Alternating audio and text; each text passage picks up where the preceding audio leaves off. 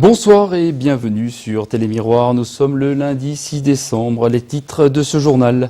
Le Téléthon fait de moins en moins recettes. Le compteur s'est arrêté à 84 millions d'euros. Un an après les travaux, la caisse primaire d'assurance maladie de Nîmes a rouvert ses portes aujourd'hui. Dans un instant, retour sur tous les résultats sportifs du week-end. Et nous terminerons cette édition avec le coup d'envoi des festivités de Noël. Les bénévoles étaient à pied d'œuvre tout le week-end. Ce week-end, plus de 200 manifestations ont été organisées dans le département avec un seul objectif, récolter le maximum d'argent pour aider la recherche sur les maladies neuromusculaires.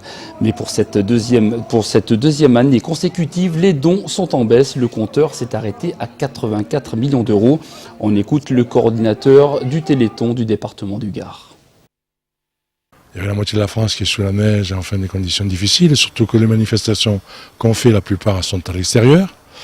En plus, il y a le contexte, disons, social, économique qui est une gêne parce que c'est en fonction de chacun. Donc les disponibilités financières étant réduites, on peut s'attendre à ce qu'il n'y ait pas le rendement qu'on a eu les autres années. Ça risque de compromettre d'autres projets, voilà, puisqu'on va, comme l'a dit la présidente, on va toujours couvrir il n'est pas question d'arrêter les projets en cours. Par contre, s'il y a une restriction, ça risque d'être un handicap à en créer d'autres. Voilà, mais enfin, espérons que malgré tout, avec la collecte, et même alors il y a la limite, pour finir, il y a une prorogation. Si les personnes ont encore l'intention de faire une manifestation à titre individuel ou collectif, ou faire des collectes, c'est faisable. Oui, effectivement, si vous voulez faire grossir le chiffre, le standard du Téléthon reste opérationnel encore une semaine. Pour donner, téléphonez au 36 37. Et bonne nouvelle, on vient de l'apprendre, le compteur a grimpé aujourd'hui. On se rapprocherait des 90 millions d'euros. Les buralistes ne décolèrent pas. Hier, 200 d'entre eux ont bloqué la frontière entre l'Espagne et la France au niveau du Pertus. Ils protestent contre la nouvelle réglementation qui autorise les Français à acheter 5 cartouches de cigarettes à l'étranger. Une cartouche de cigarette achetée en Espagne coûte pour l'instant en moyenne 20 € de moins qu'en France. Mais ça risque de changer car du côté de l'Espagne, on envisage d'augmenter le tabac de 28%. Mais quoi qu'il en soit, ce sont les députés français qui devront rendre leur décision. La question sera examinée demain. La caisse primaire d'assurance maladie de Nîmes fait peau neuve. Après un an de travaux et la fermeture au public, la CPAM située rue du Cirque Romain a rouvert ses portes ce matin. Les travaux ont permis de moderniser l'ensemble des services de la CPAM. Visite guidée Alain Bellon. La caisse d'assurance maladie a réinvesti les locaux rue du Cirque Romain. Après un an de travaux, l'accueil des assurés a été entièrement repensé. Elle dispose maintenant de nouveaux plateaux techniques, la rendant unique dans la région. Plateau qui regroupe plusieurs entités, à savoir l'accueil de la caisse primaire d'assurance maladie, l'accueil du service social, l'accueil du service médical et puis aussi le centre d'examen de santé. Un nouvel espace adapté aux différents assurés. La nouveauté, c'est qu'on a fait de cet accueil un accueil privilégié pour les personnes qui souffrent d'un handicap, puisque nous avons axé cet accueil aux personnes à mobilité réduite. Et puis c'est un accueil aussi que nous avons favorisé donc pour les personnes malvoyantes et aveugles. Il y a un certain nombre de signalétiques ou de bornes auditives qui guident les personnes malvoyantes sur ces boxes de préaccueil. Les assurés nîmois n'ont plus à prendre de tickets. On a misé sur un accueil personnalisé. Les gens arrivent, viennent directement sur les banques de préaccueil, sont pris en charge. S'il est besoin d'une prise en charge beaucoup plus attentionnée, ils seront invités à se rendre dans les boxes d'attente de deuxième niveau. Et c'est par le nom que l'agent d'accueil va venir les chercher. Un espace d'accueil bien accueilli par les assurés. Oui, bonne surprise. Oui, avant c'était confus, là c'est accueillant, c'est vaste. Il y a de la place. Ce que je remarque en tout premier lieu, c'est la qualité acoustique de votre hall, enfin du hall d'accueil, qui a été particulièrement bien travaillé. C'est grand, mais ça manque de couleur, quoi, en fait. Voilà, quoi. Mais autrement, bon, oui, c'est bien. Moi, je les trouve très beaux. Moi, je viens juste mettre à jour ma carte vitale, donc voilà. Je croyais que ça allait être compliqué, mais finalement, c'est assez rapide et facile. Ils sont superbes, hein. Je trouve ça superbe. J'ai été bien accueillie et je trouve ça superbe.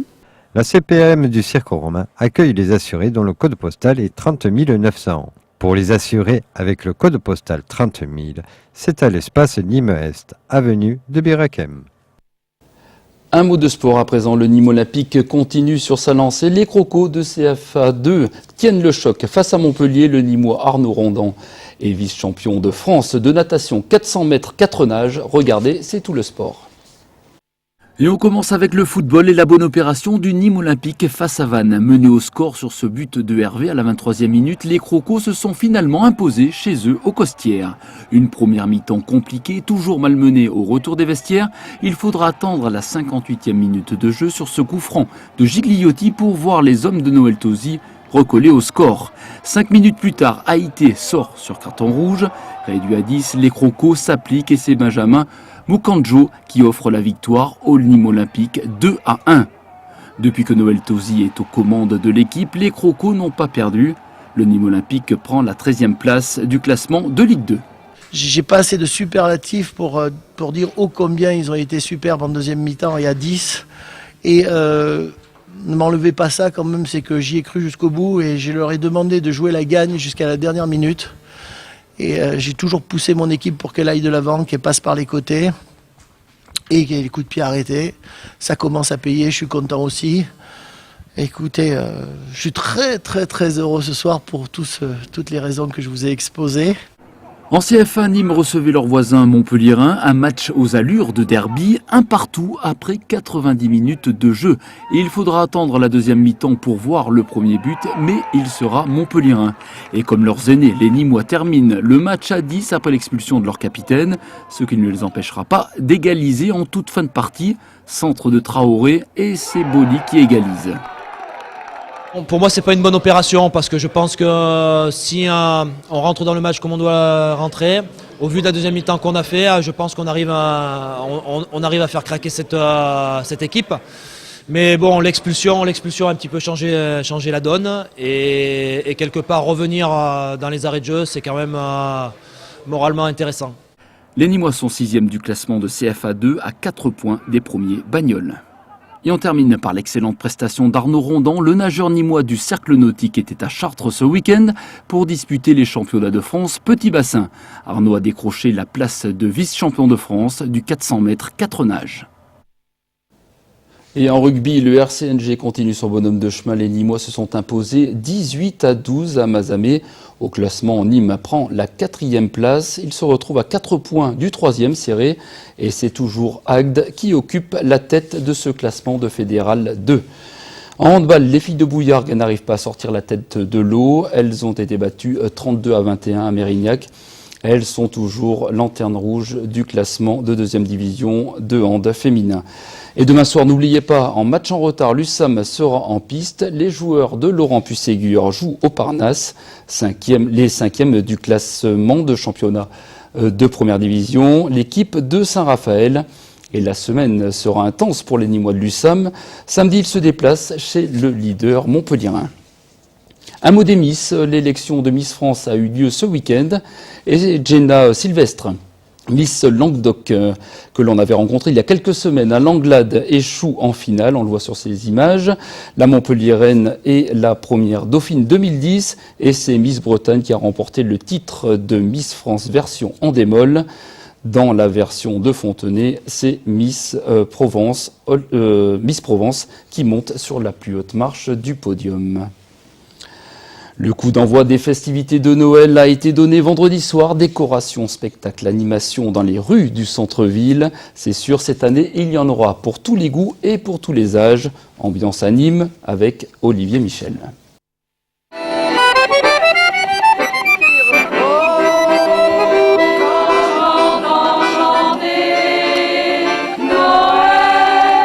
Croix de canard, chorale et vin chaud pour le lancement des illuminations de Noël 2010. C'est le maire qui a procédé au lancement de ce Noël polaire sur la place de l'Horloge. Des illuminations thématisées, conçues à base de LED. Il y en aurait plus de 271 000. Et on a voulu créer de l'harmonie et de la cohérence dans les couleurs, la taille des structures. Et du coup, on a une décoration qui est teintée de blanc et de bleu. C'est l'idée du thème polaire. Donc les nouveautés, c'est la tour de l'horloge qu'on est en train de voir. C'est la maison carrée avec un sapin géant. C'est toutes les rues pénétrantes dans la ville qui sont décorées cette année. et bien sûr les quartiers qui sont aussi décorés. Parmi les principales attractions de ce Noël 2010, la grande roue sur le parvis des arènes. Si l'aventure et le panorama à 35 mètres du sol vous tentent, il vous en coûtera 3,50 € sur place ou bien 1 € chez les commerçants de l'office de cœur de ville. Un détour qui vaut donc le tour. Grandiose, vraiment fabuleux. Énorme, hallucinant. Sensation, il fait froid, premièrement, mais c'est vrai que la vue est magnifique, hein. On voit la ville sous notre angle et ça vaut le coup d'œil quand même. Hein. On n'a jamais vu les arènes comme ça, c'est magnifique. C'est merveilleux. Moi qui crains le vertige, j'ai vraiment pas eu peur et c'était super bien. Écoutez, c'est extraordinaire parce qu'on a une vue sur les arènes aussi bien extérieure qu'intérieure et on se rend compte de la qualité de ce monument, c'est assez extraordinaire. À la grande roue s'ajoutera la patinoire de la Maison Carrée du 17 décembre au 2 janvier, ainsi que le théâtre d'images sur la façade du musée du Vieux-Nîmes, c'est une nouveauté, et sur les arènes du 18 au 22 décembre. Un spectacle réalisé par la société ETC qui avait marqué les mémoires en 2008.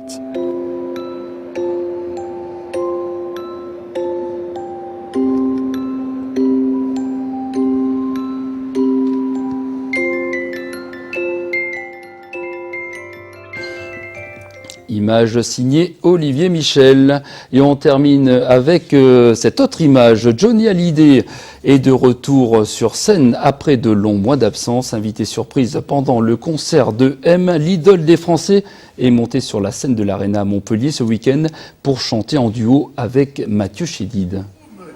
L'envie de pouvoir revenir sur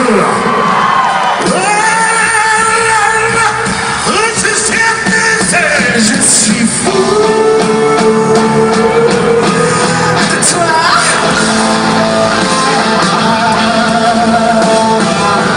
Viens dans mon épaule, jolie dans la grave, tu me fous la go. Jolie dans la grave, tu me fous la go.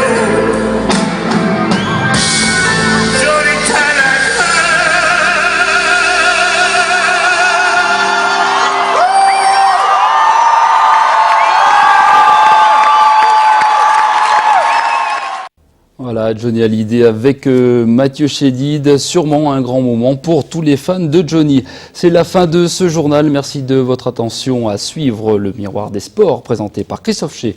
Nouveau point sur l'actualité demain 12h30 et 19h30. Très bonne soirée sur Télémiroir.